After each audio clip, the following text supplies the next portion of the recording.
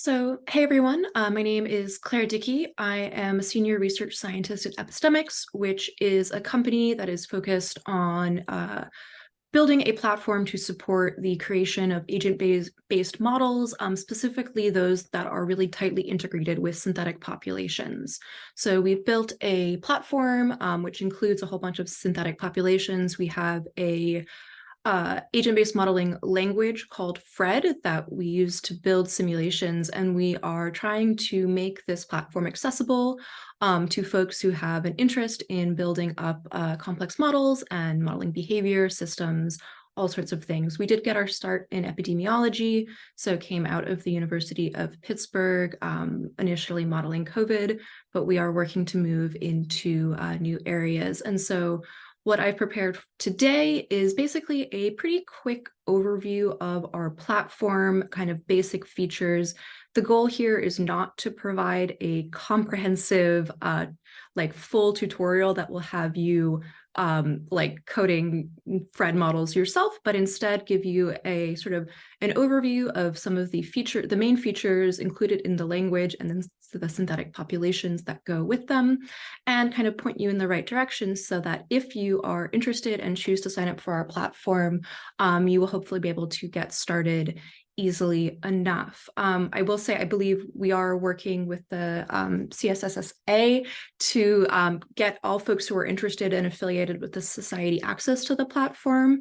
So we'll make sure that you have information about how to sign up, but if you want to just check it out as I'm talking, you can go to epistemix.com. I will pop that in the chat and actually sign up for a trial and load it up, and you should get sort of automatically set up with an account, and you can start building models yourself. But for now, I will share my screen and get started. So this is what the platform actually looks like. It is based on Jupyter Hub, so we do assume some amount of Python proficiency just in order to interact with model outputs.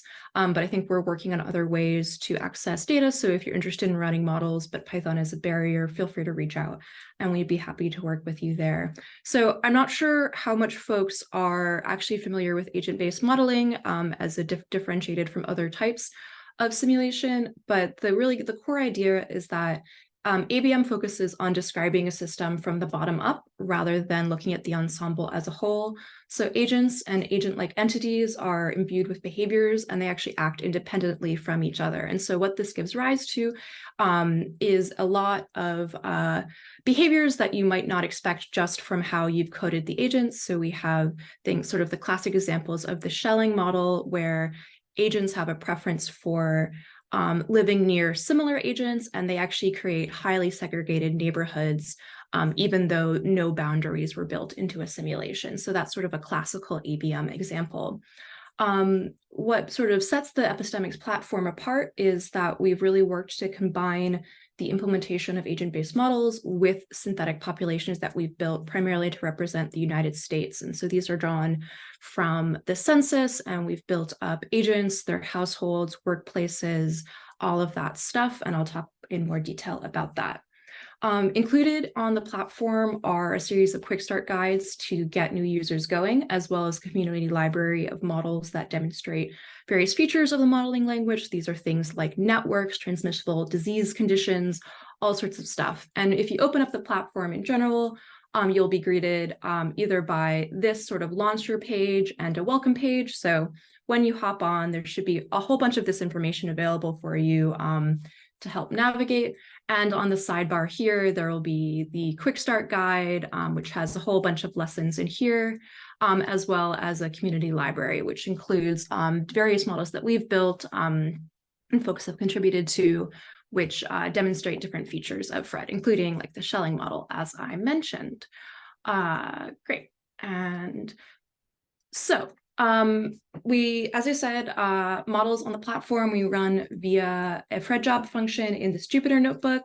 So if we just do a really simple model, this is just a hello world model. This runs, the run command is included inline in Python, and then you get a whole bunch of information as the model runs. This particular model runs on Loving County, Texas, which has a population of 71. And the model just says that agents have a 10% chance of entering the hello state and printing out greeting. And indeed, a few agents here have. What this model is actually composed of is a condition, which has several states in it. And each state is made up of sort of three key things: action rules, wait rules, and transition rules. So the hello world model has a condition, which is say hi. All agents start and enter the say hi condition at the beginning of the simulation. They're told to start in the start state. And then they move through each state as laid out by the wait rules and the transition rules. The start state doesn't have any action rules. They're told to wait for 0 amount of time, and then they have a 10% chance to move to the hello state. The rest enter the sort of excluded state, which is just no longer relevant to the condition. So the 10% of agents that are flagged enter the hello state, where they do have an action rule, and that's to print out saying hello. They wait again for 0 time and then finish the simulation. So this is sort of the simplest type of simulation that you can run, but these are all the main components that the Fred ABM models are built from. Critical, sort of the other side of the coin, so we have sort of agent behaviors as one building blocks, but then what we see as kind of the other key component of the offerings for the Epistemix platform is the synthetic population and the synthetic locations that go with it. So our Fred simulation language is really intentionally designed to handle two types of entities in simulations: the agents and then groups. So agents are the individuals moving through the simulation. By default, we assume these are people, but you could absolutely design a simulation that handles something different. There's no preferential sort of anything built in, just additional things to support it when agents are people. And then we also have groups. So in most frequently, groups represent locations, households, schools, workplaces, things that are physical locations. So they're imbued with a lat long, for instance, and then also affiliation or membership. So agents know that they belong to a household, they know they belong to a workplace, that sort of thing. But mixing groups can also represent more nebulous or non-geographic associations, such as networks. So we have a few different ways to build networks in the simulations and make use of those relationships. So that's another type of group that we can include in the simulations. The synthetic population is, again, kind of one of this big piece of the puzzle. So it's totally possible to run a simulation with generic agents that don't represent a specific synthetic population. For instance, we can do an implementation of the classic rebellion model. So let me just run this. So this is an implementation of the Epstein rebellion model. In this model, it's sort of a toy model of civil violence, where you have some agents who are rebellious and have sort of dissatisfaction with the government. And then you also have enforcer or cop agents who try to quell rebellion by jailing those agents. In the initial implementation, agents just move through a simple grid.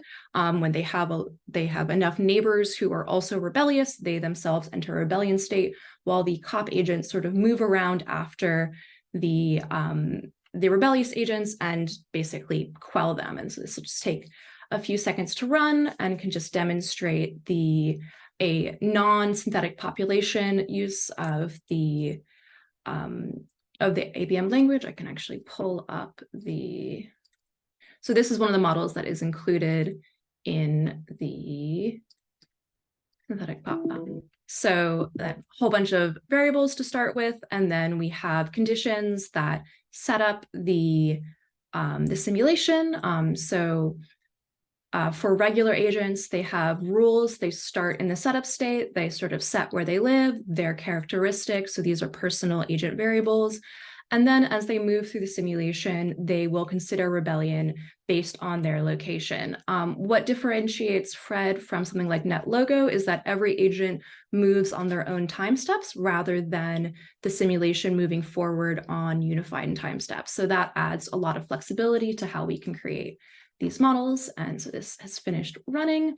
And here we can see the output here. So this is the number of agents who are in the passive rebellion and jailed state as a function of time moving forward in the simulation. So we start agents begin passive, but we quickly boil over into a rebellion. That's followed by a large number of agents being jailed as the quelling agents move in to try to suppress the rebellion. And then we get these sort of periodic explosions of rebellion followed by suppression. And we can actually see that again. So now here is an implementation of the agents on this grid that we've created, and we can see that behavior in action where we get these waves of unrest, which are actually localized to different areas of the grid.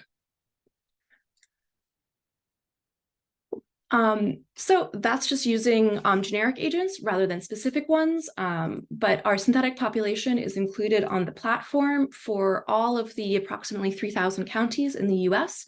We have a synthetic population, so this is going to be basically a one-to-one digital twin for the population, which have at baseline age, sex, race, and income in their households. They're also organized into households and then affiliated with workplaces where appropriate and schools where appropriate.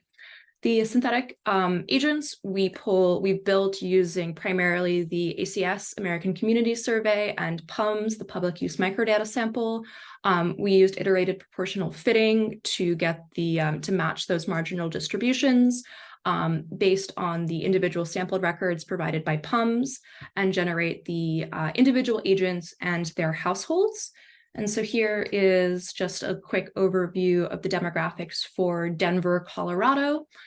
So this is the race categoricals here, sex and age for this particular county, Denver.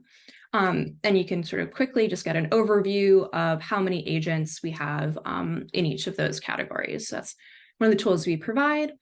And we can take a look at what sort of these synthetic locations that we've included are. So households, as we said, get generated as part of that synthetic agent generation process.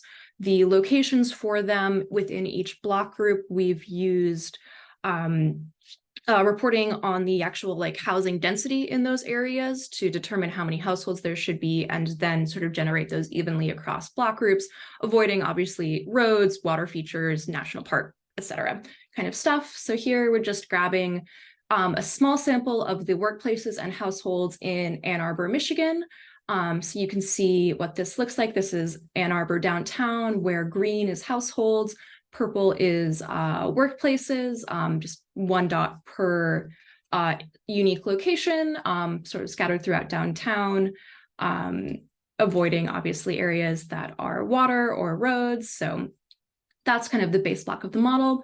And then most critically, the agents are also associated with those synthetic locations. So now if we look at a random sample of agents in Washtenaw County in Ann Arbor, where we've color-coded the agents by age, we can see some nice trends. Young people between sort of 18 and 25 live primarily downtown, right around the university here. We can see clusters of older folks in more retirement communities, that sort of thing. So we're pulling in real trends that are reported in the census, and all of that is appearing naturally in the data in the synthetic population. Similarly, if we go back to Denver, we can also look at the distribution of agents in their households by race. And here we can see that, again, the unsurprisingly segregated nature of large cities is coming up in the data naturally. And so these are going to be the building blocks of any models that we run for the most part in the simulation. And we can go back to that rebellion model, and we can actually look at how this will appear if we, instead of using generic agents on a grid, actually use household locations for the agents themselves. I pre-ran this one because it takes a little longer, but using real locations, real household locations, or synthetic household locations mapping a real place, we can still get a cyclical periodic nature to our model, but we can start looking at a map. Apologies, this came up really small for some reason, but we can actually see the agents moving through a real location where we still get those same little small regions where rebellion breaks out, which then kind of spread. So we get those same patterns, but now we're kind of connecting more deeply to a real location. So that's all great. Just again, a few more things sort of as we move into more complex models. The first sort of simple job that we ran, hello world, printed relevant outputs directly to the notebook. This gets unwieldy really quickly. So we have this Fred job function, which provides a variety of helper functions to assist in accessing outputs from simulation. If we start thinking about a more realistic model, for instance, simple flu is a demonstration model we like to use a lot. This is something that's parameterized with SEIR structure, if you're familiar with that. This model uses a few more states in the condition. Agents begin as susceptible. They are exposed to the disease, and then as they become infectious, as they go about their daily lives, moving between workplaces, their block group, their census tract, their county overall, interacting with other agents, they can transmit that condition to other agents who then become exposed. And so the cycle goes on. Agents will spend some time either symptomatic or asymptomatic before recovering. So that's sort of the overview of this model. And we can run that for, again, Grand Isle County, Vermont, which is a small county right south of Montreal that has about 3,000 agents in it. So when we run that, that's saved. This is actually, the results of this are going to be saved in the platform under the results directory. If you go to job, mine is rather full. Let me pull that. But you can start seeing, so all of the output is going to be stored in here, and we can see what that looks like for a simple job. There's a whole bunch of default outputs that are turned on. Primarily, we track when agents enter each state of each condition, how many total agents are in a state at midnight each simulation day, as well as the a few other metrics, how many agents were actually included, the total number of conditions and states in the simulation. So that's kind of all of the default output.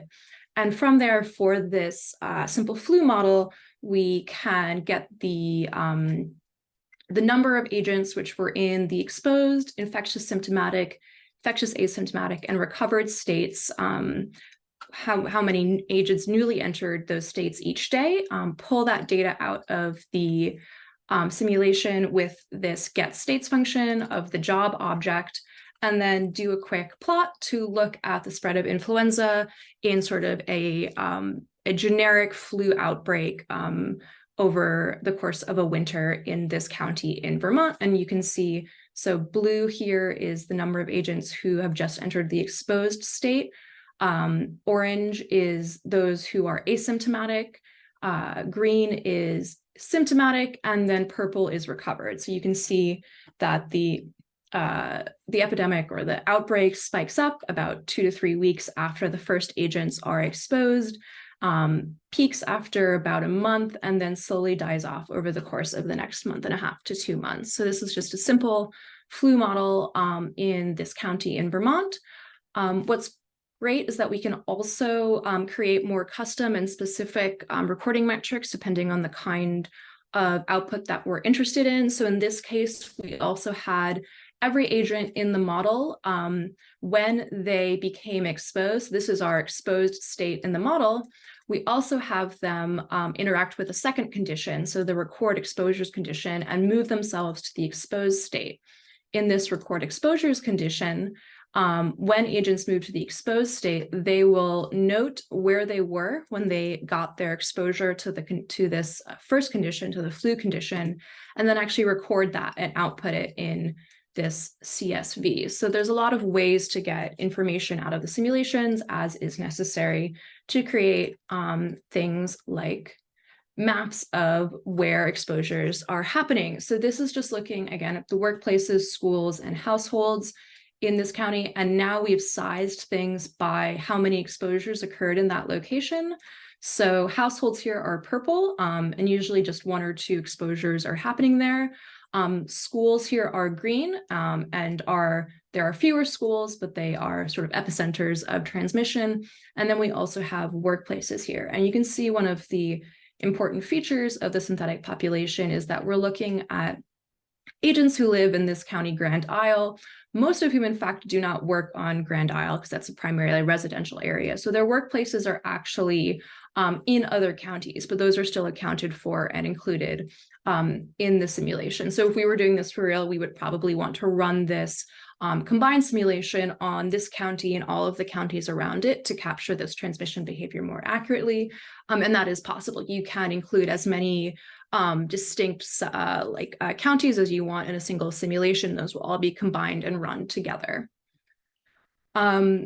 So these models we usually try to write to be location independent, making it really easy to apply them to any location of interest. So we ran this model on Grand Isle County, Vermont. If I go into the simulation startup, we can just change that to a different county, this one, Kewaunee County in Wisconsin, which is north of Green Bay. And then we can rerun that simulation, calling on that same sort of start file, but save it to a new job and then compare directly sort of two simulations against each other after they finish running. And we pull out the same output and grab. So yeah, we have a larger outbreak here following the same structure, unsurprisingly, but a very different map of where infection occurs in this secondary location. So I've talked a lot. I just wanted to highlight a few sort of other things. I think a really neat thing is the ability, as I touched on briefly, to start adding networks. So this, I didn't load any of this. So this is a really simple model which imagines this idea of idea evolution.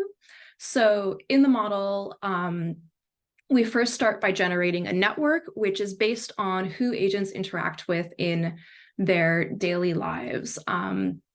So we spend sort of this model has a little burn-in time where agents go through their daily schedules. So by default, agents will spend some amount of time at home, some amount of time at work or school if it's a weekday, but they'll also spend some time in interacting with other agents in their block group, their census tract, and their county. So this is to account for kind of the interactions that we might have going to the grocery store, going our daily errands. We don't currently have such specific behaviors that agents like go, I'm going grocery shopping now. It's something we're interested in building. And if this is of interest to you, we'd be really interested in partnering and working on that. We are working on building up our synthetic locations to have businesses that have like specific types, that kind of thing. That's an ongoing project. And we're really interested in working with folks to increase the complexity of those behaviors. So in this model, we build up this network and then agents assign themselves a relationship strength. So we are closer to some folks than to others.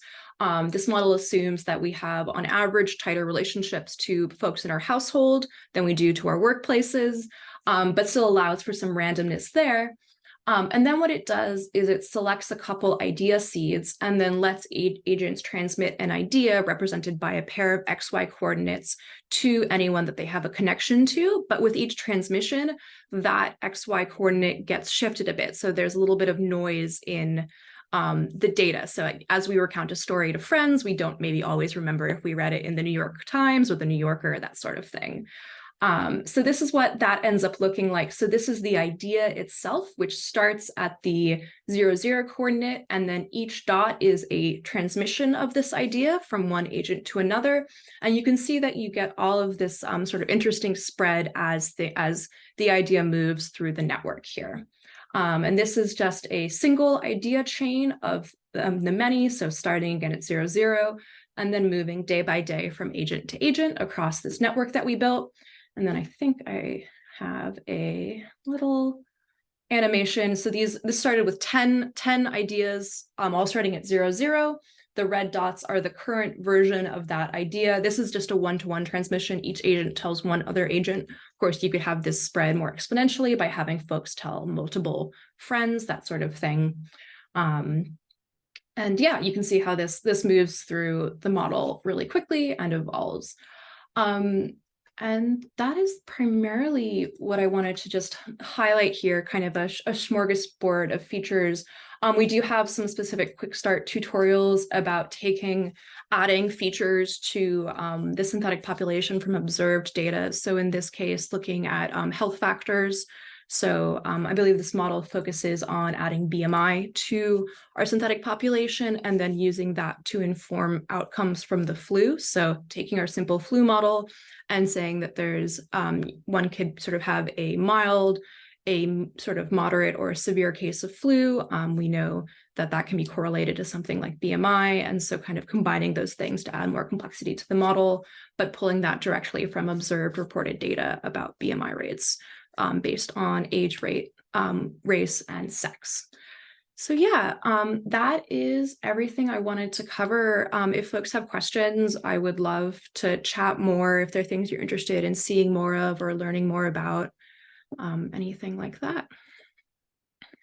I know that was a lot to throw at you, but I hope there was something for everyone in there, I hope. Yeah, thank you, Claire. It was super interesting. I am questions? Anyone? Yeah, David? Yes. Yeah, I'm curious how you set up daily activities in your system, like workplaces, schools, whatever. How Yeah. do you? Absolutely. So there'll be a couple different answers depending on which segment of the daily activities we're talking about. So schools the schools themselves are pulled from the NCES database, which is a database of all public and private schools. So from there, we get the locations of schools, we get the number of students enrolled by grade. So that's how we assign individual child agents to schools. And then we have a default school schedule. So agents spend a number of hours per day during the week at school. They spend some time interacting with the other school students at large, and then sometimes specifically interacting with students in their grades. So that's kind of our smaller grouping, that they have both a grade and a school. So there's sort of two different mixing groups that they interact with there. For workplaces, that data was drawn from a particular census data product, which reported for each county, workers who lived in that county, which counties their workplaces were in. So that's how we set up where our workplaces were. We combined that with reporting on just total number of businesses by county, and then on average number of employees per business to get that distribution. And again, for working agents, they spend some amount of a weekday at work interacting with their workplace as a whole, and then also an office floor. We do have two different work schedules. So some agents work Monday through Friday. Some agents also have a weekend schedule, sort of to account for the fact that there are many different work schedules. And then beyond that, kind of the key interaction components are your household. So that comes directly out of the PUMS data. So the households were generated simultaneously with the agents themselves through the iterative proportional fitting. And then agents also just interact kind of at large with other agents in their block group for some amount of time each day, their census tract, and their county or zip code. The system is run on what time step? Is it day? Is it? So a unique feature of our language is that there's not a single time step for the whole simulation. Instead, each condition and actually each state has a sort of a self-set time step. So that's the weight rule. So you could have two different conditions in the same simulation running at very different time steps if it was important to capture different information. So generally, the smallest time step we ever use is an hour for some of our more fine-grained simulations. For other things, we'll just work on day time scales. But yeah, anything up to really an hour is possible. And again, those can be set differently for different conditions, even in the same simulation. Okay. So you do have a twin community basically in your setup? Yes, exactly. So we have these digital twins available. Digital twin of the entire whatever county or something, right? Yeah, so we run simulations at the county level, but the synthetic population as a whole was generated at the block group resolution, and then we interpolated to get like the specific lat-long locations for households from there. Mhm. Okay. Interesting. Okay. And in terms of disease transmission, how exactly it happens, like with your flu? Is it stochastic? Is it something, right? The host somehow Yeah. come into contact and agents, right? And then Yeah. So Fred, the ABM language that we use in the platform, actually, it stands for the Framework for Reconstructing Epidemiological Dynamics. So it did begin specifically as a ABM language for epidemiology. And because of that, for transmissible conditions, we have quite a few extra features. So if a condition is transmissible, you can set what kind of transmission. So in this case, for simple flu, we use proximity. So we're thinking about contact rates in locations. And then you can have a transmissibility factor. So this is not directly equivalent, but can be related back to the classic R naught for a disease. So agents at each at each sort of time step of their daily schedule, we've set how much contact they have with other agents in that group, be it the workplace, the household, the block group. And that then determines if they are in a transmissible state. So if they are, for instance, symptomatic, then they also have a contact rate. There's agents that they're selected stochastically to contact during each of those blocks of time. And then those agents have their own chance of becoming exposed based on their innate susceptibility. So we have both susceptibility of an agent, transmissibility of the disease, and the contact rate of the location, which are all combining to lead to new exposures. I see. But each event is random event, right? Yes, Basically, absolutely. with high probability of infection. Okay. Absolutely. Okay. Tim, you've had your hand up for a while. Hey, so yeah, this is very, very, I mean, I've seen this a couple of times, and it's always, I always get, I get a better grip on it. I just want to offer, in mid-COVID, I got a hold of some really cool data that is quite sensitive, but it's cell phone pings for the whole city of Portland, Oregon. For I used a 4-month period, 2 months, a couple months before lockdown and a couple months after, and was able to actually build. Their cell phone pings are at really irregular intervals. Some are really frequent, some are really infrequent. So it's kind of a mess, and it's some data origami to kind of make it be somewhat representative. But we were actually able to figure out who came within 10 meters of whom, and then had a transmission probability if you came close to each other, since you can't transmit if you don't come close to each other. And so came up with a whole transmission network, and then simulated COVID over it, which ended up being really interesting. There was a lot of structure to that network. For sure. And the problem, of course, is that the data is super, super sensitive. You can't be just handing out people's locations. But we do have this network, and it has things in it like, like a mega church, where there are people from all over the city coming together and singing for 2 hours on Sunday, and then going back to where they came from, which is, you wouldn't know that, but it exists. It's there in the data. So anyway, if you ever have need for a peek at the topology of a real interaction network, we should talk about how to do that, and what we can share, what we can't share. I'm fairly bound by, but it just sucks to be sitting. I mean, the project was super underfunded, so we didn't do nearly as much as we wanted to with it. We've got this like amazing data that's just sitting there like dead now. Yeah. So a project that I'm actually working on right now is with a company that does pharmacy claims. And so obviously that data also very sensitive. So what we're working on with them is actually creating, again, like a synthetic analog to, say, the members, and then attach the claims information to the totally synthetic analog members. So we've totally, by de-identifying the data there and then pulling it out, it gives us a lot more freedom to do different analytics with that synthetic population, which I think is something that we're really excited about. And maybe not quite pure ABM, but again, the opportunity provided by having these big synthetic populations that you can map on all of these external features too. But yeah, we should definitely chat more about data. Yeah, No, that gives me really thoughts. interesting. Cool. Marcus? It's probably a more basic question, just getting started with the platform and going through the quick start guide, which is excellent, by the way. And I think you answered the question already. I just want to get a better understanding of the agents themselves. So the agent population, so you've got basic attributes that come out of the box, like sex, race, income, lat long.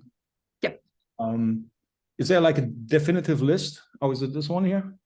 Yeah, so I think we haven't actually published it to the platform, but it should be out hopefully by the end of this week, an overview of the synthetic population. So the primary ones that we include are race, sex, age, household income, and then household location. And then for relevant agents, either a school location or a workplace location.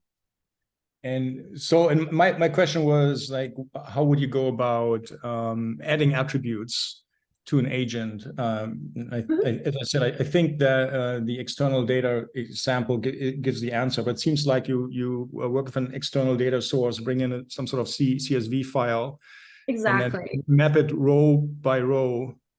So depending on, so I think there's a couple different ways to approach it. If you have a population, you could identify analogs in the population and then just take their like attributes and map those onto the analog agents. Or if you have a let me see, I think the data is here, a table of percentages or probabilities that are mapped to different categories. We have functions in Fred, the language, that can just take that, and as they read in the agents, can just can map this percentage and then say, okay, this person is going to be in this categorical or have this value. So we're working on those tools to make it easier to really quickly add additional external variables. And we're also working on the 2020 edition of our SynthPop. So that's going to have a whole bunch more information. That's going to have insurance, like health insurance, car ownership, ethnicity in addition to race, stuff like that. So we're in the process of trying to expand that and deepen. Great, thank you. Thank you.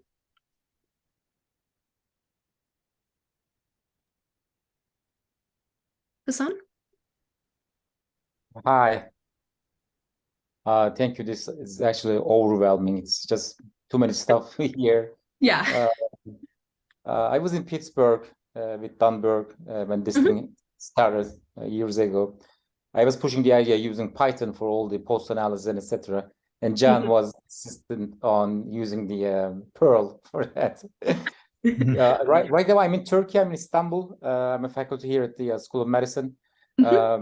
We have been working on very similar models, and I just got a grant from the Turkish NSF, and they are very much interested in agent-based models. And I said we could use Fred, but again, this big barrier of having a good synthetic population for Turkey. Yep. It's a little bit problematic to get all the data to create a realistic synthetic population. But we started with the very simple data, just with the population density. And then from there, slowly adding on top as layers for schools, for others, etc. And we are interested in having many different dynamics, many different conditions going on. One maybe just disease, the other one could be just like you showed some behavior, vaccination behavior, or misinformation, etc. I think there's great potential there to have all these, but these things are very country-specific, very culture-specific. So the having a real synthetic population is a big barrier for us, but we are working on it.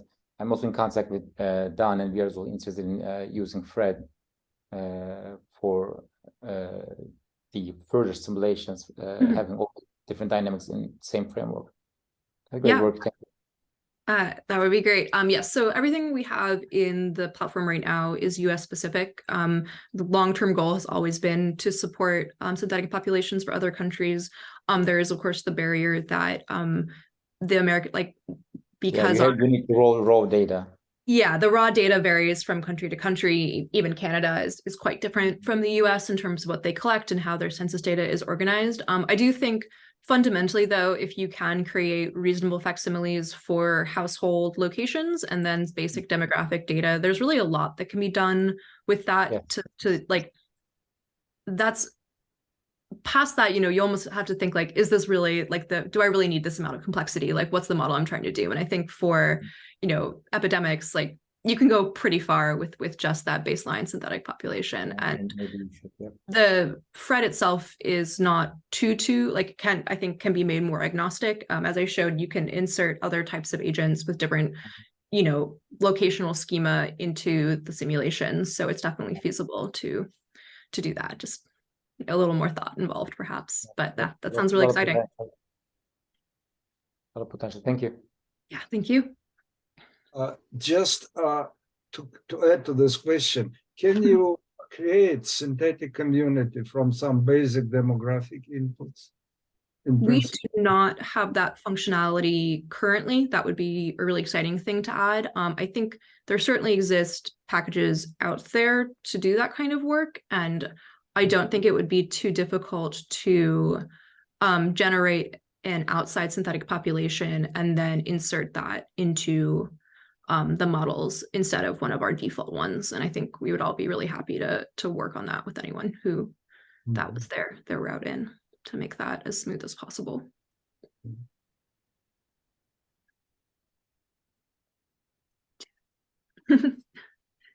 Very cool. Oh, Marcus. I was just saying very cool. Oh, yeah, okay. So, although that's not my really research topic, but I'm curious. Let's say like someone wants to make like evacuation model. Do you have what kind of like information about like building structures that the synthetic population or some other factors? So you're thinking like relationship, like evolving relationships, or sorry, infection. Did you say infection? Evacuation. Evacuation of cities, for example. Yeah. So GIS is a place that we still need to improve our capabilities. So something I'm working on right now is like transit networks. By default, we don't include anything like that in our simulations, which does have its disadvantages. What it means is that our simulations run much more quickly than they might otherwise, because we actually are not that concerned about agents getting from place to place within, say, a particular block group. I think it would be feasible to add in like transit corridors and kind of do that time stepping through and say everyone is suddenly needing to get from where they are currently. I think the barriers to that are, again, the only locations where we really nail down agents are when they're at home, at work, or school. Otherwise, we just say that they're generally like mixing ambiently at different levels of geospatial specificity. So we'd actually need to have them be at a particular location every step of the day. Definitely feasible. It's just not a model that we have tried to approach thus far. I see. Thank you. I think it also would be very interesting to look at some environmental conditions, such as the smoke, smoke in the air these days, and the so that it might cause. Yeah. The grid implementation of the rebellion model that I showed. So that's actually a great sort of blueprint basically for like rasterizing an additional layer onto the base synthetic population. So saying like, okay, I'm going to now have my like hexagons of geospatial area, and then those actually you can treat as agents themselves, so they can collect information, they can know what's going on around them. So you could build a whole layer where you're just looking at, say, smoke moving through an area, or like detection. Yeah. So again, this is something we've only played around with a little bit in toy models. So the actual implementation of the physics would be involved, but I think it is possible. So each cell can also be used as an agent, right? With some Yeah, well, I think that's one of the really neat properties. flexibilities of the language, is that if you want to, like, anything can be an agent. So in that rebellion grid model, I had two classes of agents, regular agents who were considering their rebellion, or actually and the cop agents following them, but then also the locations themselves were aware of who was around them and if someone was jailed on that location. So agents would actually query their location in order to like quickly assess who was around them. So I think there's a lot of neat functionality like that that could be made use of. Hey, I have a question in regards to applications of kind of combining the population data that you've collected without necessarily tying it to specific locations. Probably most similar to like your misinformation model. A lot of what I'm modeling is more intangible in the sense of networks and online communities and things of that nature. And it seems like it would be really cool to combine kind of the different counties without necessarily modeling the locations themselves, and setting agents in that regard if this person is receptive to becoming a member of this community and not, and things of that nature. So yeah, I'm just checking what would be the kind of closest to review in terms of that. I'm guessing misinformation here, but if there's anything similar to that. I'm not sure. So I think there would be a couple different ways you could approach that. You could definitely just run a large simulation where you captured like a full state, although you would need to, something I didn't touch on is all the simulations I ran today, I ran what we call on platform. So just on the cluster that's spun up by default when you open the platform. We do also have a whole cloud server hosted on AWS to do remotely run much larger or memory intensive simulations. And there is a little quick start guide about making use of that. That is something we give you a set of credits to try out. If you run through those, that is something that we're working out pricing for those more computationally intensive ones. So if you're running something at the state level, that's probably not going to be feasible just on the platform as is. So the other approach might be to actually take the synthetic population and then like take only agents who you're interested in. So if you have a population of Twitter users and their demographic distribution and how many you're actually interested in modeling, is get analogs from the synthetic population to start, and then create that as like a subsample of the synthetic population and just run on that subsample. Since you don't care about getting the full locations, you probably don't care about if what someone who is not on Twitter is doing in that kind of simulation. So I'm not sure we have a perfect analog for that, but we'd be super interested in helping get you set up doing that kind of work. Perfect. No, I appreciate it. That seems perfect, especially to just kind of get the ball rolling here. Yeah, absolutely. I realize I'm not sure totally what was sent out, but I'll make sure that my email is in this chat. So if folks want to reach out with further questions, please feel free to get in touch. Or if you have any issues, you're trying to get set up and encounter any issues there. Yeah, we could potentially organize another session, maybe sometime in August. So if you want to know specific functions or the usage you can have, just like make suggestion to us. That would be really useful. I made this I recognize was a sort of info dump because I was not sure where people were going to be coming from or what interest. So if there are particular like example models that folks would like to dive into, that sort of thing, we'd be happy to like put some kind of stuff together and do a more informal kind of working session to discuss some of that if that was of interest to folks moving forward. Okay, great. Are you going to do the SEEK session at the conference this fall? That is a great question.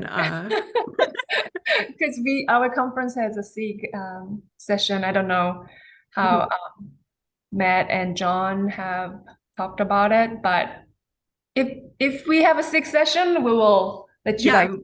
Absolutely. I feel certain that if we know about it, we'll be there. Yes. Cool. So I think this is it for today. Thank you so much for coming. Thank you, Claire. That was amazing. Thank you. pleasure. Thank you. And then I'm gonna stop Time. recording, and if you have any further questions, you can have an informal conversation after this.